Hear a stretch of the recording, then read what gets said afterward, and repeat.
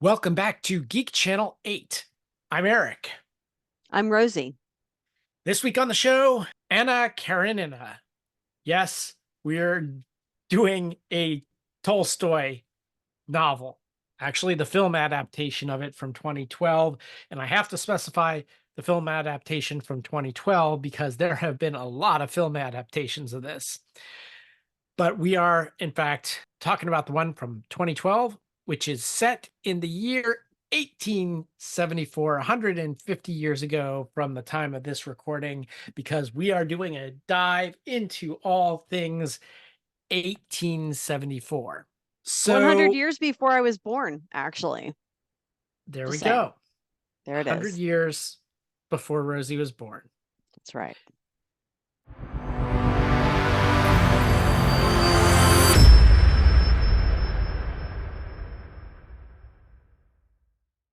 I like a good metal show. I'm not a metalhead.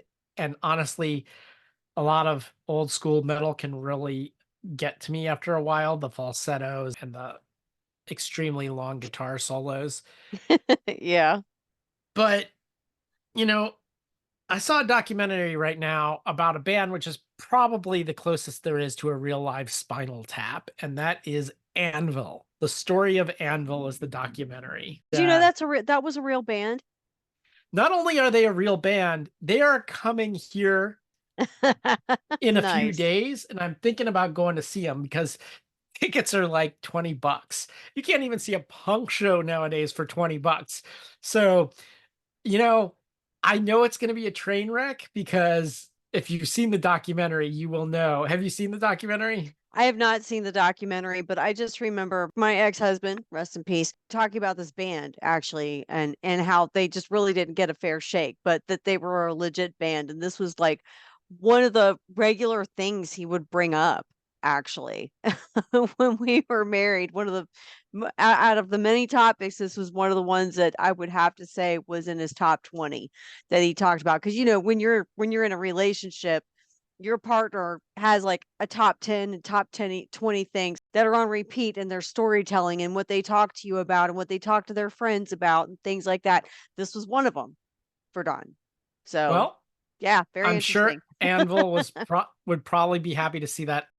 I haven't made up my mind totally because I haven't listened to a bunch of their music, but I think it's probably pretty squarely in that sort of Judas Priest, Iron Maiden kind of like metal, which is like Yeah, the predates the whole kind of metal whoa. that I Yeah, really like, which is yeah. I'm a thrash metal person, but they were supposedly influential on a bunch of thrash bands, so maybe I will check them out. We'll see, I you mean, for know. $20, Eric, I don't know. But I, I do that's have to that's drive there because it's not in my town.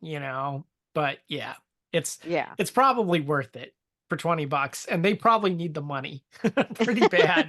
The They fact that probably they're do need the playing money. their first album came out in the late 70s, early 80s, and the fact that they're playing $20 gigs in Vermont should say something right there. Well, yeah. I swear if I see a tiny replica of Stonehenge, I will lose it. Uh what about you? Any good music stuff lately? Oh gosh, I haven't been to a show in a while. I know that's terrible. I've just been so busy doing roller There's derby stuff and family stuff. Like I there's haven't never been to any a sh music in the bar that your partner or whatever works at? No, just okay. So he kind of he works in a very conservative Caucasian area of Ohio. So you could imagine the mentality of some of the clientele, and I won't name the bar. One day this lady came in, heard rap music, made a comment because Yo MTV Raps was on TV, right? Wait, Yo MTV Raps was on TV in 2024? Does that Yeah, even yeah. still exist? Like on one of those like one-off MTV channels that's not a main, like not the Oh, MTV, but one of the one-off like MTV2 or something like that. So that was on. She made some comment about it, about the music, and made a racist comment about it. He's like, of course. okay, I'll turn it off. Sure. Turns around, puts $20 worth of rap music into the jukebox. and it plays the entire time, the rest of the time she was there. And I just think my partner is a total hero for that. So I guess there you go. So they have a jukebox also. Interesting. Yeah, yeah. One of those jukeboxes that you can add music to through an app as well. A lot of the bars around here do that. Oh, I didn't even know that was a thing. That Yep. shows how. Yeah, it's a thing now, man. Even jukeboxes have evolved, Eric. It's crazy out there. But aside from that, like, well, I did just have my 50th birthday, and one of my best girlfriends got me a couple of U2 CDs, and U2 is like one of my all-time favorite bands. And so she got me the Elevation CD and the Singles CD, which was nice. And she's like, "This is okay to buy, isn't it? Like, you don't already have it." I'm like, "Girl, I already have it, and I guarantee you the CDs are scratched up, and I can still play CDs in my car, so I am good."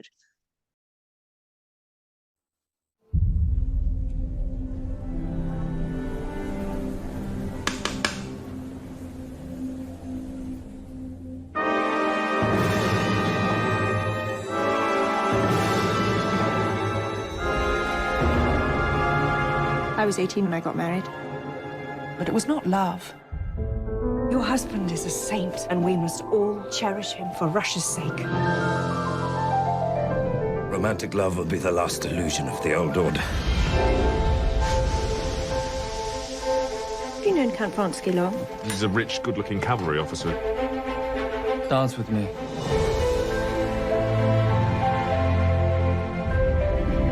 I must warn you about something. Warn me. You may, by indiscretion, give the world occasion to talk about you.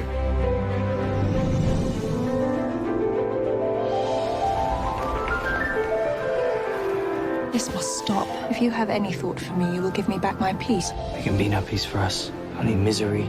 My greatest happiness. Oh, so this is love.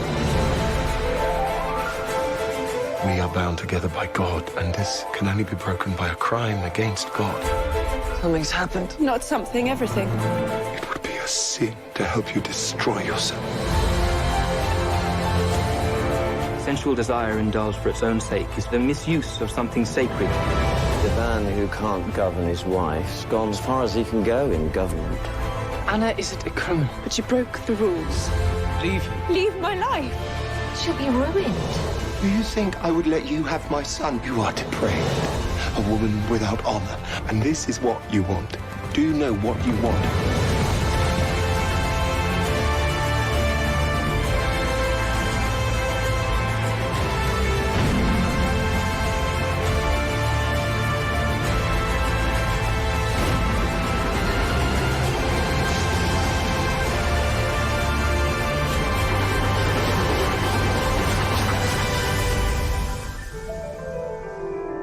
I love you. Why? Can't ask why about love.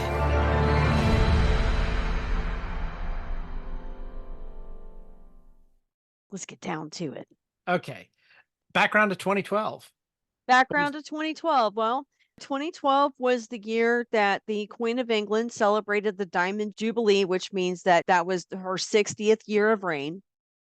That was also, unfortunately, the year Whitney Houston died. Britain hosted the Olympics. That was also the year of the botched fresco of Jesus that went around on the internet. Do you remember that? Oh, that was so bad. It was just the worst. Oh my God, that was so bad. Yep, yep. It was really awful. And honestly, do yourself a favor and look it up because it's so bad it's good. It's just a train wreck. You can't help but watch it and look at it and wonder how did this even happen? Malala, who is now basically a figure of peace, but that was the year that she was shot in the head by the Taliban and survived and went on to speak for worldwide women's issues and peace. The highest skydive on record was broken. And that was the first time it had been broken in like 25 years. It was ridiculously high. I feel like they fell from space. And last but not least, that was also the year of Hurricane Storm Sandy.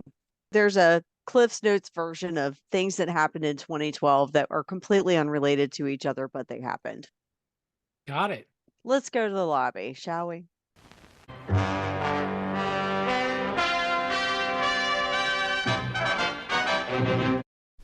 Show starts in 7 minutes. this being a Russian classic, I thought the best pairing for this, and I actually did have this while I was watching it, Oh, wow. Okay. was a bowl of borscht. What is So, borscht? what is borscht? So, borscht is a sour soup made with meat stock, vegetables, and seasonings. Now, the one I had was actually vegetarian, so I didn't have meat stock, but it's common in Eastern Europe and Northern Asia. The most common kind of borscht nowadays, or what we mostly associate with borscht, is a Ukrainian version of it, which is made from beetroots. So it's basically beetroot soup, and it's red. And usually there's some cabbage or something shredded in it, whatever. It derives from an ancient soup originally cooked from the stems, leaves, and umbels of the common hogweed, an herbaceous plant that grows in damp meadows, which gives it its Slavic name.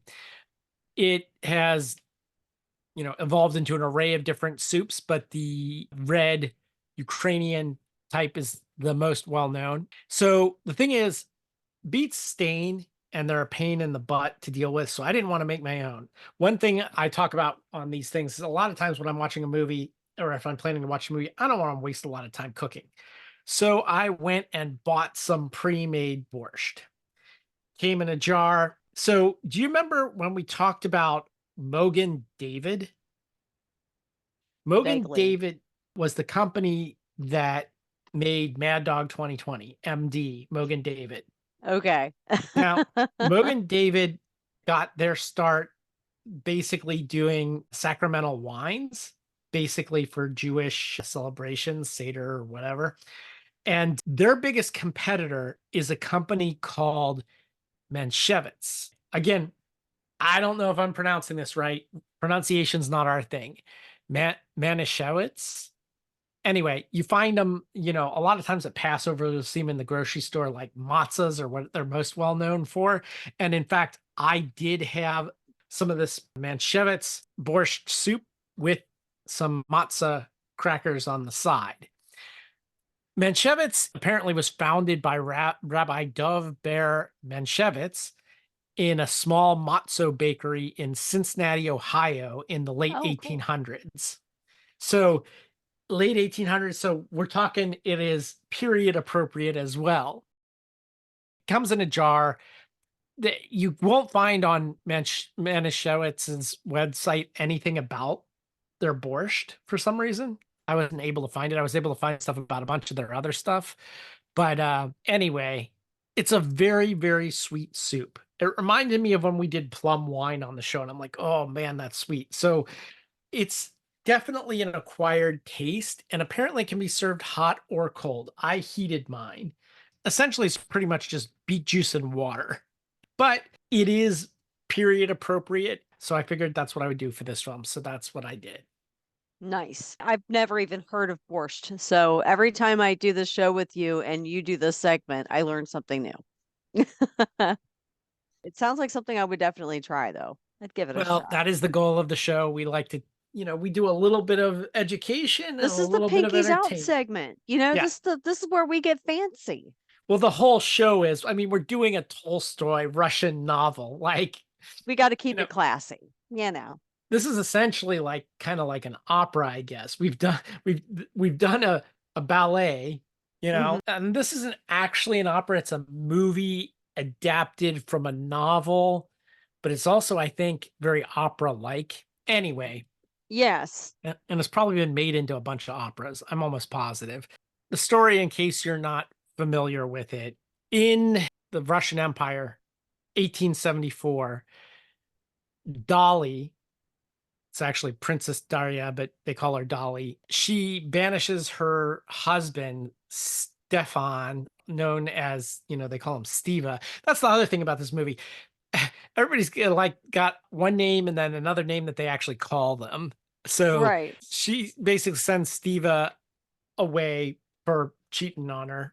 And Steva's sister, Anna Karenina, is a high society woman in St. Petersburg, and her older husband, Count Alexei Karenin, and their son, Seroya, they go to Moscow to convince Dolly to forgive her brother. Keep in mind, the capital of Russia at this time would have been St. Petersburg, not Moscow. So Moscow's like That's right. they went from St. Petersburg to this sort of secondary city at the time. Stiva meets an old friend, Konstantin, who he calls Kostya, who's a landlord, aristocrat, but in a very Marxist sort of way, he has a lot of trouble with this kind of lifestyle. Like he actually works his own field alongside of his tenant farmers. You know, he actually is very uncomfortable with the social class differences. Anyway, he is in love with Steva's sister-in-law, Kitty, and is going to propose to her at, I think, at a ball. It happens, and Kitty declines because she wants to marry Count Alexei, who's an officer in the Russian army. Then Kostya meets his older brother Nikolai, who has renounced his inheritance and lives. He lives as man and wife with a prostitute. So he's got even more animosity toward the whole bourgeois social class thing. So it wasn't until the late 19 teens that the Russian Revolution happened. And this novel was written in the late 1800s. So it's quite a while before, but it has those kind of themes running through it. But because Nikolai is living this life, he tells Kostya, marry a peasant woman, you'll be happier, basically. So he was still in love with Kitty. He wanted her. His heart was all for her. And since his heart was broken, he went back to work on his farm with his people and worked through it. Yeah. So then Anna meets Countess Vronskaya, who is Alexei, the officer in the army. It's his mother. And they like each other. So she's convinced this is going to be her new family. She also convinces Dolly to take Stiva back. So definitely into the whole forgiveness for adultery thing going on. One thing to note about Countess Vronskaya is, she was isolated by her own infidelities. And the only note I took during this whole entire movie, admittedly, was what she said to Anna. And she said, I'd rather wish I hadn't than wish I had. Right. Which really sets the tone for the rest of the film. Yes. Always reminds me of that Butthole Surfers song where it's like, funny thing about regret. It's better to regret something you have done than something you haven't done. Better to ask for forgiveness than permission. Anyway, Stiva tells Levin that Kitty and Vronsky aren't going to get married. And Seryoja, her son, go to their mansion outside of St. Petersburg. And Anna goes to the officer, Vronsky, and tells her that she's pregnant by him. He wants her to leave her husband. And then there's a scene where there's a horse race. The officer is supposed to race, and his horse falls, and the horse is injured. And Anna witnesses this. Yeah. And has a reaction that is more than a reaction for just a friend. And her husband takes notice. A lot of people take notice. Yeah, her husband's not the only one. Everybody takes notice. This gets the ball rolling on some things in her own marriage at this point. Yeah. Her husband, at this point, now that it's like becoming out in the open, decides that he's thinking about divorcing her.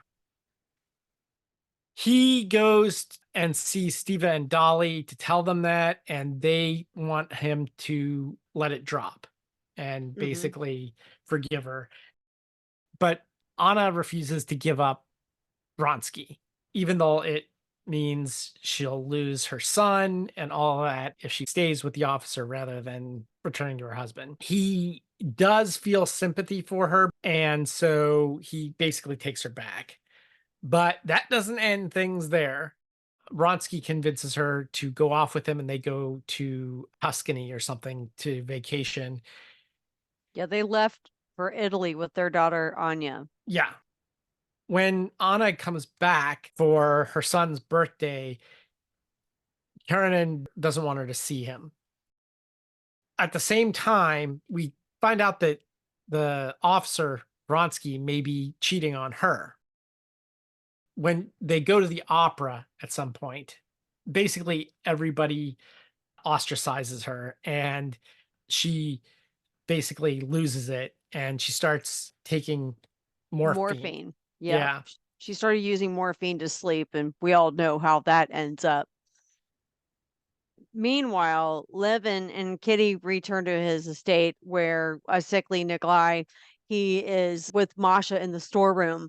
And Levin tells Kitty, like they fell in love, they were married, got back together, and she had never met Nikolai before or his wife. And so he told her, he's like, I'll send him away if you want. She wouldn't have any of it. She dug right in and started taking care of them and just accepted them right then and there as family. And that was it. She wouldn't have any part of that. I thought that scene was beautiful. In the entire film, that was probably my favorite scene. The rest of the movie was entirely too long and drug on for me, but that scene. We'll have some spoilers here because basically this is a very old novel, and it's pretty much on like high school reading lists and all sorts of stuff. So pretty much everybody knows how this ends. She basically goes more or less crazy and kills herself by jumping in front of a train. That's kind of where it ends. So everything is set in a theater with limited cuts, Yeah. and it looks like a stage play. So I thought this was a good way to make Russian literature a little more interesting on screen. But I was lost in the beginning. I'm like, what's going on in this movie? I can't figure. It's clear that there was a lot of cheating happening, but I couldn't tell who's banging who because they don't show it. Right. Because it starts with people already cheating and stuff like that. And I'm like, I can't keep track of who's with who, Right. Then they actually show a sex scene. And I'm like, this has to be the weirdest white people sex scene ever. Right. Like, she keeps calling him murderer while they're having sex. And I'm like, that isn't my idea of pillow talk. I'm like, what the hell is going on here? I watched that with Rob, and I'm not even going to repeat what he said during that scene. What did he say? He said, you're going to have to censor this. But he was like, yeah, she's called him a murderer. He's murdering that.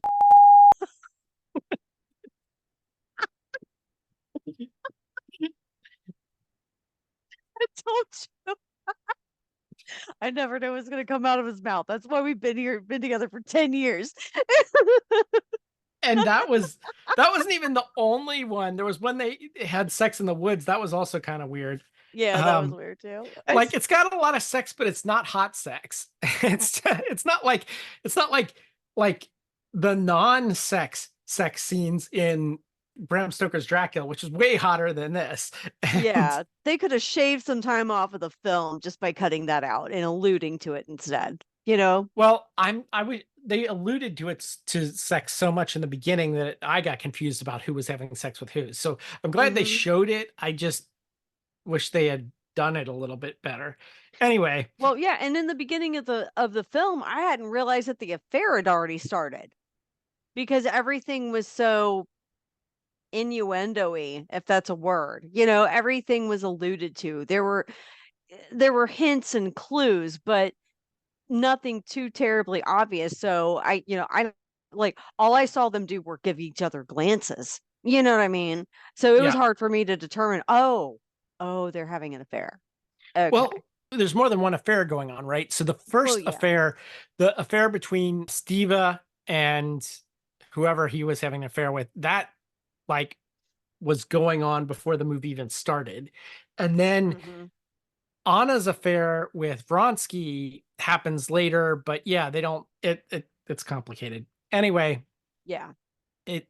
I will say that I'm not sure if I was supposed to sympathize with Anna. It's kind of like a morality play in that you get a happy ending in this anyway. I've seen other versions of this that end with her like dying on the railroad tracks, but this one actually cuts back to, I guess, what's the The moral, alternate storyline. the Yeah. good one with the good relationship that likes, where the guy also is a man of the people and he likes, and he's like good to the working class and all of that. So there's like Yeah. two things going on here. I mean, as a woman, I felt sorry for her because the way society was at a time, the man of the house made all of the decisions, and if she cheated on him, he would keep the kids and she'd be out on the street and she'd have no social status, no way to make a living, like, except maybe the streets or, an indentured servant or something like that. So, I felt bad for her, because she Well, married young. She married very young, but he too gave her young. so many chances. Like And he he gave did her. give her so many chances. I agree. It's just the way the society structure is. It's not like it is today. It's like if your marriage splits up, cool. Women can go get a job. Like we can raise our families on our own. And honestly, like the way things are in the US right now, like men are optional, like because women can just pretty much do it by themselves now. And Great, we want a great, man in our great, life, it's just because we great. choose to, but then it was male dominated society, so they made it to where it just you had to depend on a man to live your life, which You guys heard it here first. Men are optional. So there you go. No, but what really gets me is being she's in a like, relationship is optional anymore. I mean, let's be honest. Nowadays, being in a relationship is optional. You could just choose to be yourself. And also, I mean, if you think about it, like men think that they're competing with each other for women's attention when really men are competing with that woman for her peace and you know what I mean? Because like we could hang out by ourselves and be just fine. Like, you know, if we choose to have a man in our lives, what does that mean? Is he going to be self-sufficient or am I going to have to clean up after him? You know what I mean? Is it, am I going to have peace of mind? Is he going to contribute to my peace or is he not? So women are in this weird place right now and men are like, oh, there's nobody in the dating pool. It's like, no, we're choosing peace okay, over babysitting. well But then let me ask you this. She says at one point in time when she cheats on him for whatever time, I don't know what it is. She's like, well, it's your fault. If you loved me, you would have locked me up to stop me from going. right, yeah, it's all your fault that I did what I did. Did you And that I did you chose to remember do what that I when do. she said that? Did you Yeah, catch that? I heard that. I was like, come on, girl. Come on. Own it. You gotta own your stuff. You gotta own your stuff. Can't be that way. Nobody makes those decisions but you. I just thought that was hilarious. She's like, if you Yeah. loved me, you would have locked me in to stop me Yeah. going. Yeah. If you loved me, you would have made me more miserable than I am right now. No, it's not more miserable. That's love, right? You saw Yeah. Disney's Beauty and the Beast, right? Didn't he lock her in the castle or something? Yeah, that story's messed up. Don't get me started on Beauty and the Beast. Don't get me started. Okay. That's messed up. Okay. Apparently, Beauty and the Beast is also not good children's fare. Well, I mean, it is and it isn't. I mean, if you look at it, I mean, well, it's, obviously it's a fairy tale. Okay. And the way Disney presents Belle is a more, modern independent woman, but look at the year it came out. So of course they're going to do that, but let's be honest. Was it really that way in the book? I don't know. I Okay. don't know. We'll do Whatever. that on a future episode. We will watch Yeah. Beauty and the Beast. Okay, let's do it. Oh, great. I thought you'd be like, no. No Disney movies now. I feel like I've pretty much said everything that needed to be said about this film. It was way too long, like 2.5 hours of my life I won't get back. 2 hours and 9 minutes. 2 hours and 9 minutes, but it felt like 2.5 hours. So I love Keira Knightley. I love Jude Law. This was a beautifully shot film. It was just too long. And it was a great story, but feminist me is very much like, but Was it not feminist that she like chose her own destiny and decided to? if anything, it puts a spotlight on why we need feminism, because otherwise, what were our options 100 years ago? We didn't have many, especially here in the United States. We couldn't have our own bank account. We couldn't own our own property. Like, there are so many things that we couldn't do without a man signing off on it. Well, what if we didn't have a man to sign off of it? What were our options? Anything that gives you all the reasons for feminism, but that's just me. All right. So was Jude Law already a well-known actor in 2012? Oh yeah, He was, I'm so he pretty was sure he was. Yeah. pretty big star, right? Mm-hmm. Keira Knightley was. Although I swear to God, when I see her in a movie, a lot of times I'm like, is that Natalie Portman? Yeah. Same. Same. I always get them mixed up. I'm glad I'm not the only one. I bet they Yeah, get that all the time when they're out in public. They're like, Keira Knightley, I'm I sure loved they you in do. Star Wars. I'm sure that happens to them all the time. Yeah. And with Natalie Portman, it's probably I loved you in Pirates of the Caribbean, you know. Yeah. Yeah. So to support the show, don't tell one friend, tell two. Like and subscribe, like and subscribe, like and subscribe. You have any questions about the show, any comments about the show, anything like that, you can always email us at GC8 podcast, all one word, at gmail.com. yep. We We're also all have a Facebook group if you're on Facebook, but because Facebook sucks, it's like not a public group. We've tried to make it public and they won't let us make it public. So you got to like request and invite. I forget, whatever it is, Mhm. or someone's got to invite you to the group or something like that. So just message it and we'll add you. Like our page on Facebook too. If you want to join our group and you can't get in or you can't find us, just message us through our Facebook page. We'll get it and we'll Yeah, get you so in the there's a group. Facebook page and a Facebook group, which are two different things, but we Yes. spend most of our time in the group. Anyway, Right. that's where you find out when the new episodes are going to drop, what the next one's going to be about. Sometimes you might find out a day or two ahead of people who are just subscribed. Okay, until next time, this is Eric And this is Rosie. signing off.